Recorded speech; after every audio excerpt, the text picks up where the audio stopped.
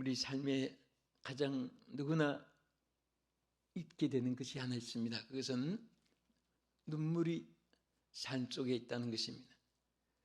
동서고금을 막론하고 태어나면서도 울고 태어났지만 살아가면서 흘리는 눈물이 너무나 많습니다.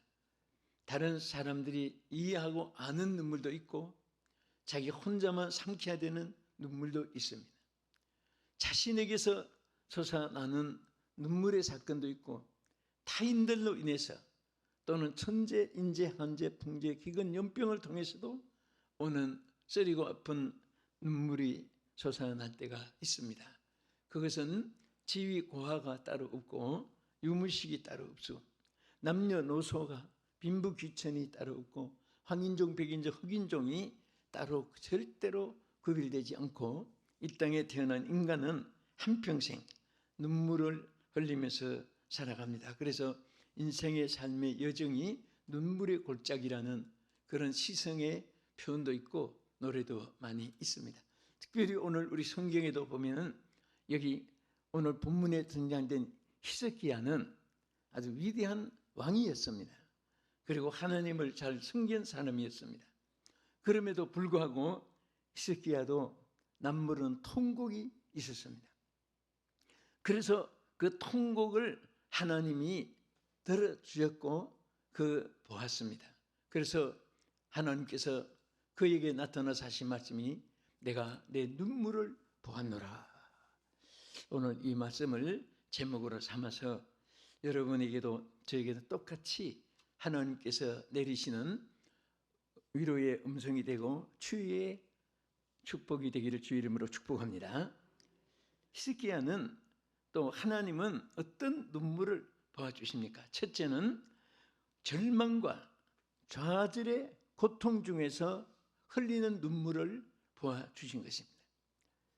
히스기야는 정말 너무나 참혹한 상황에 기도했는데 그 중에 제일 큰 것은 첫째는 아스루 왕 산헤립이라고 하는 산헤립이 이 히스기야와 이스라엘 백성과 그의 모든 평안한 삶을 송두리째 뒤흔들어 놓고 그의 모든 통치의 모든 과정이 혼선을 빚게 만들었습니다.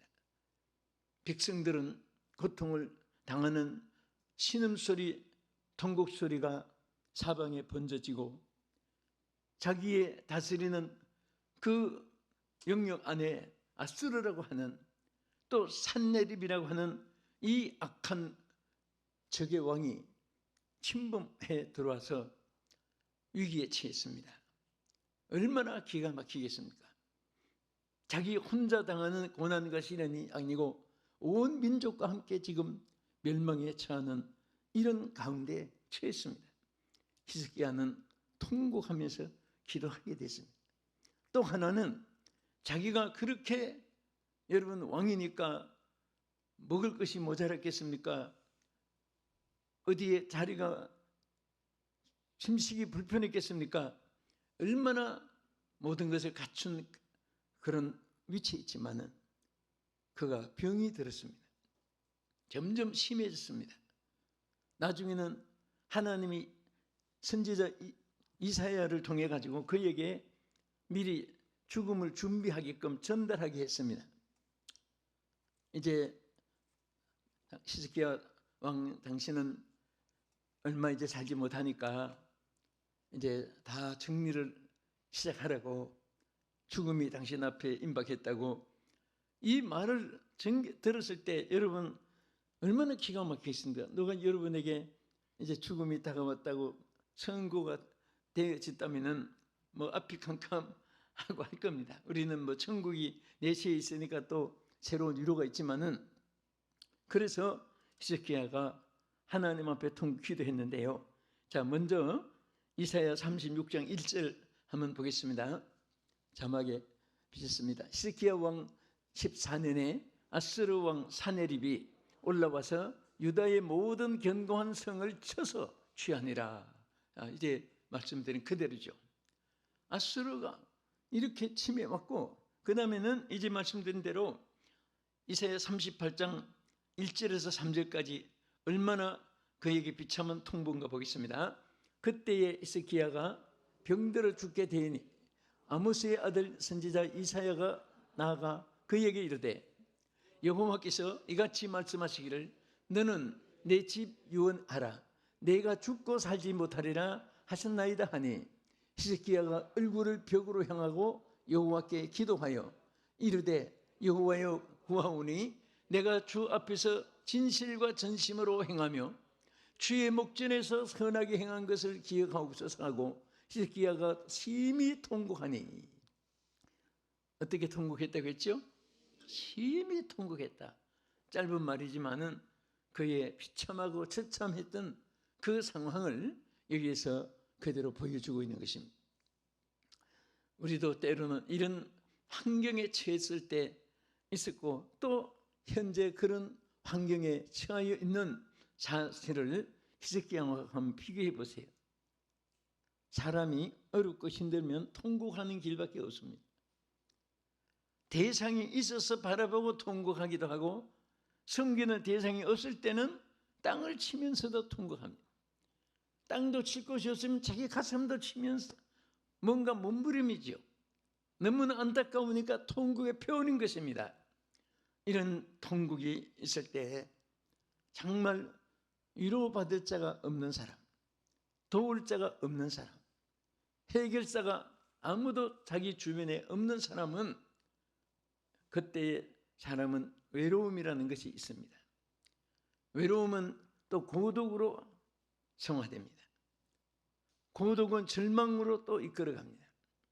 절망은 극단적인 방법으로 자기 삶을 포기하는 것입니다. 그러나 오늘 히스기야에게는 누가 계셨습니까? 하나님이 계셨습니다. 여러분과 나에게는 누가 계십니까? 하나님이 계시는 것입니다. 할렐루야. 하나님이 계시는 분이에요. 하나님을 믿는 사람들은 여러분과 나의 곁에 어떤 상황에서도 하나님이 곁에 계신다는 사실을 믿으시기 바랍니다. 그 하나님은 여러분과 저를 사랑하기 때문에 외면하거나 무관심하지 않습니다. 머리털 하나도 세신 바가 되었다고 했습니다. 저는 세상에 아무리 머리 좋은 사람이라도 자기 머리털 수를 기억하고 센 사람은 아직 못 들어봤습니다. 아주 머리가 없는 사람은 뭐 두세 개 있는 사람은 셀 수 있겠지만은 그런데 정말 하나님은 성경 말씀 우리에게 분명히 머리털까지도 세신 바가 되었다고 말씀을 하셨습니다. 이 말을 또 어떤 사람들은 이용해가지고 아주 이 머리 없는 사람은 자기는 예수님의 수고를 들어드렸다고 그런 말도 표현합니다만은 머리 셀 것이 없으니까. 그러나 어쨌든 우리 하나님이 우리 머리털까지 세신 바가 될 정도로 또 우리의 신음소리 하나도 스쳐가지 않고 귀를 기울여 주시는 하나님이신 것을 성경에 분명히 말씀하셨습니다. 그래서 우리는 그 하나님께 기도하고 부르짖을 때 하나님께서는 그 기도를 들어주신 거예요. 히스기야가 만약에 하나님이 그와 함께 하는 사람이 아니었다면 그는 통곡으로 인생을 마쳤습니다. 그러나 그 통곡하고 눈물을 흘릴 때 그 눈물을 봐주는 분이 계셨습니다. 그가 바로 우리 하나님이십니다. 여러분들이 남모르는 눈물을 흘릴 때 들어주는 사람 없고 봐주는 사람 없고 붙잡아주는 사람 없고 도와주는 사람 없고 기억해주는 사람이 한 사람도 없다 할지라도 남은 홀로 있다 할지라도 여러분 곁에는 하나님이 함께 계시는 것입니다. 하나님께서 어떤 사람의 눈물을 봐주십니까? 두 번째는 죄를 회개하며 애통하는 자의 눈물을 도와주십니다. 하나님은 공의의 하나님이시기 때문에 죄인은 심판하고 죄인은 형벌이 있지만은 회개할 때는 빛 앞에 눈이 녹아지듯이 빛 앞에 어둠이 사라지듯이 하나님께서 등 뒤로 옮겨서 보이지 않게 해주신다고 했습니다. 동에서 서가 먼 것 같이 다 옮겨준다고 했습니다. 그게 바로 사유함인 것입니다.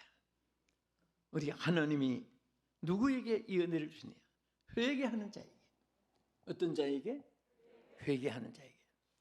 여러분, 회개라는 것은 바로 뉘우치는 그리고 고치는 두 가지가 겸했을 때 회개가 되는 것입니다. 한 문자에도 회자는 뉘우치려 했자입니다. 내가 잘못했다. 왜 그렇게 말했을까? 왜 그런 짓 했을까? 왜 그렇게 갔을까? 그렇게 뉘우치는 거예요. 그런데 어떤 분은 뉘우치기는 참 잘합니다. 그런데 고치겠습니다. 고칠 때가 회개가 완벽하게 성립되는 것입니다. 뉘우치고 고치는 거예요. 고친다는 것은 행한 일에 대해서 내가 잘못했구나 알고 행하지 않으면 되는 건데, 알면서 뉘우치면서 자꾸 연속으로 행하는 것입니다. 그러면 어떻게 될까요? 가서 안 되는데 자꾸 가는 거예요. 그러면 하나님은 쉽게 버리진 않습니다. 성경에 보면 회개 큰 중요한 일은 회개할 기회를 보통 3번씩을 기회를 주어요. 그래도 회개하지 않을 때는 환난에 집어던지고, 환난은 천재인지 한재가 있잖아요. 그래도 회개하지 않을 때는 침상에 던진다. 계시록의 말씀대로 질병을 의미하는 거예요. 침상을. 그래도 회개하지 않을 때는 사망의 재앙으로 이제 친다고 했습니다. 끔찍한 일이죠. 그래도 하나님께서 쉽게 그렇게 햇감 자르듯이 담아내기 까내듯이 그렇게 하시고 정말 회개를 기다리시는 거예요. 탕자가 아버지를 떠나서 방탕할 때 아버지는 당장에 호적을 캐버리고 집의 문을 그 방을 폐쇄시키고 그렇게 하지 않았습니다. 있는 옷은 다 꺼내가지고 전부 다 땅에 끌어먹고 불살을 버리고 그렇게 하지 않고 그 탕자가 돌아올 때까지 문 앞에 서서 기다린 것, 왜 이 비유의 말씀을 성경 말씀이 우리에게 주셨을까요? 하나님이 여러분과 저와 하나님의 백성들이 언제든지 하나님 앞에 들어와서 회개하고 새로운 가락지를 끼우고 새로운 옷을 입고 새로운 잔치를 벌려서 그 영광의 자리에 회복되기까지 기다리는 것이 바로 회개의 과정인 것입니다. 자, 마가복음 14장 72절 한번 보겠습니다. 달기 곧 두 번째 울더라. 이에 베드로가 예수께서 자기에게 하신 말씀 곧 달기 두 번 울기 전에 내가 3번 나를 부인하리라 하심이 기억되어 그 일을 생각하고 울었더라. 자, 베드로의 울음이 어디서 한 대 얻어맞고 억울해서 울었습니까? 사업에 실패해서 울었습니까? 회개의 울음이었습니다. 사실 베드로가 얼마나 큰 죄를 범했습니까? 예수님이 인류 구원을 위해서 12제자를 선택하고 그 중에 수제자로 우두머리 제자로 세워가지고 3년 동안의 훈련을 받고 훈련받은 제자 중에도 사드락 메사가 베드로하고 요한을 셋을 특별히 변호산에 가서 특수훈련까지 시키고 했는데도 불구하고 제일 베드로가 제자들 앞에 선포를 했잖아. 예수님 십자가에 돌아가시고 나니까 나는 이제 옛날 어부 생활로 돌아가겠다고 자기 직분을 포기한 거예요. 직분을 저버린 거예요. 얼마나, 그리고 예수님 모른다고 부인을 했습니다. 죽을 죄를 범한 겁니다. 그런데도 예수님은 그대로 너는 죽을 죄를 범했으니까 나하고 너하고는 영원히 이제는 단절이다 하고 그렇게 끊지 않았습니다. 그를 예수님이 다시 불러가지고 다시 마가다락방에 열흘 동안 무릎을 꿇고 기도하게 만들고 다시 그에게 하나님의 성령을 부어주가지고 또다시 하나님이 쓰신 거예요.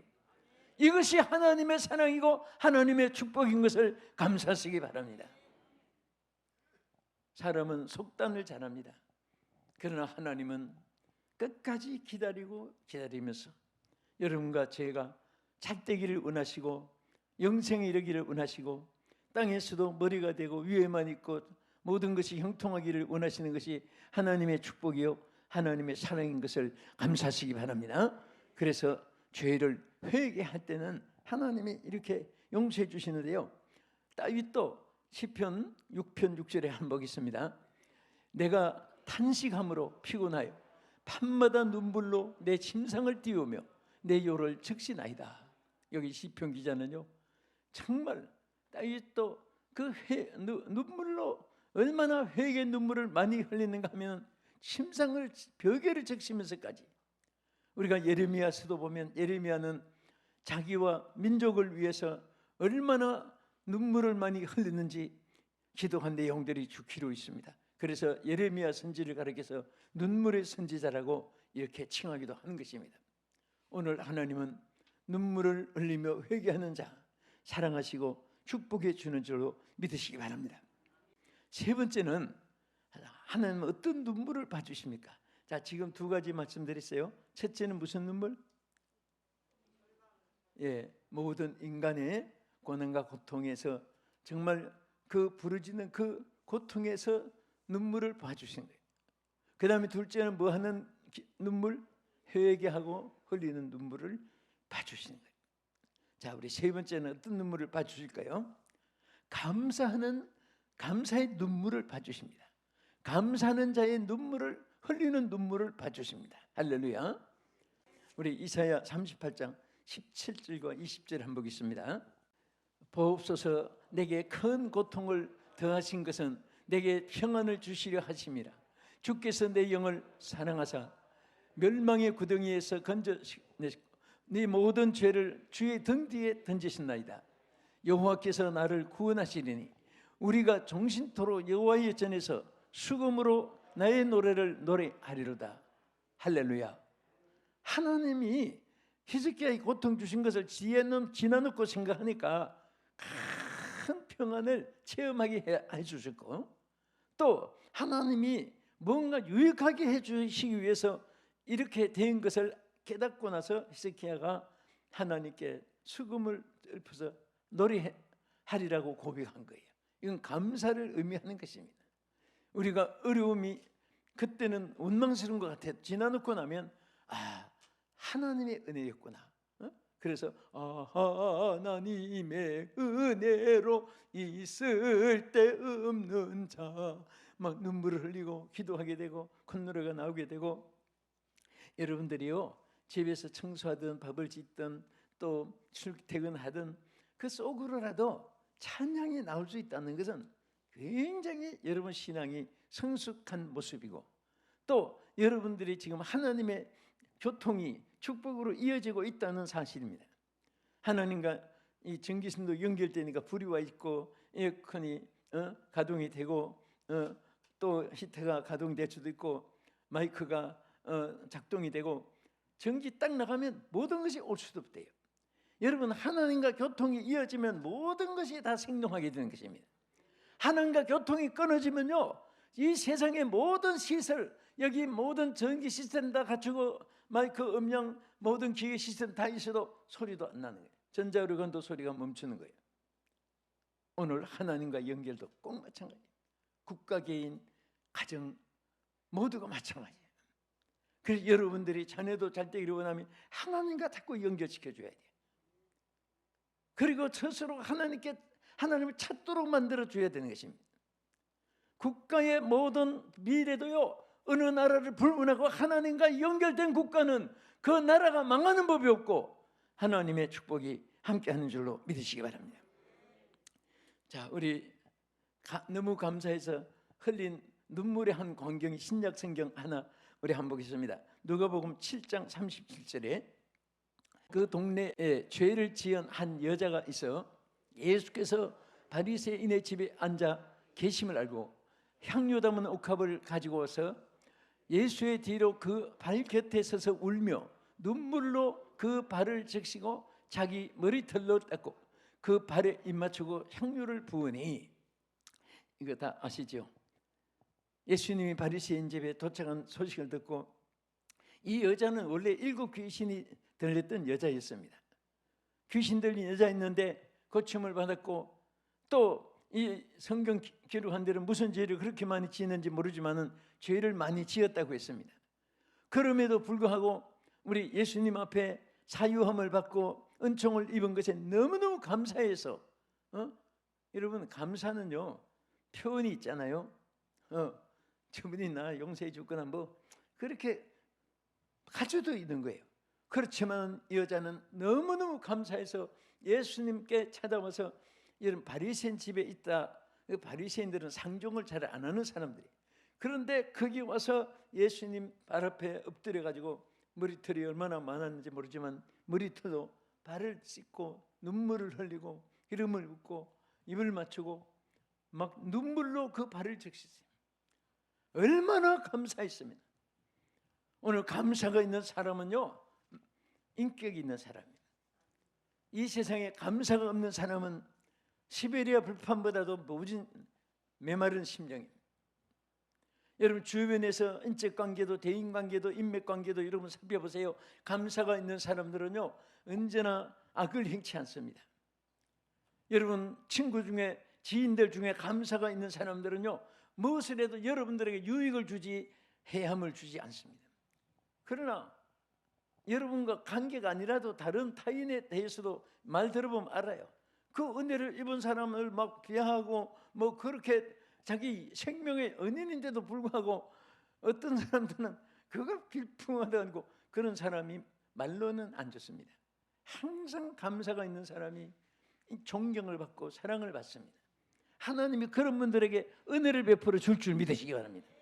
비록 일곱 귀신이 들어갔었고 과거에 정말 참혹한 어떤 죄를 지었는지 그런 온갖 죄를 죄를 지은 여자인데도 불구하고 용서를 받은 것을 감사할 줄 알고 예수님 발 앞에 와서 눈물로 발을 적실 그 순간 예수님이 그를 얼마나 축복해 주겠습니까?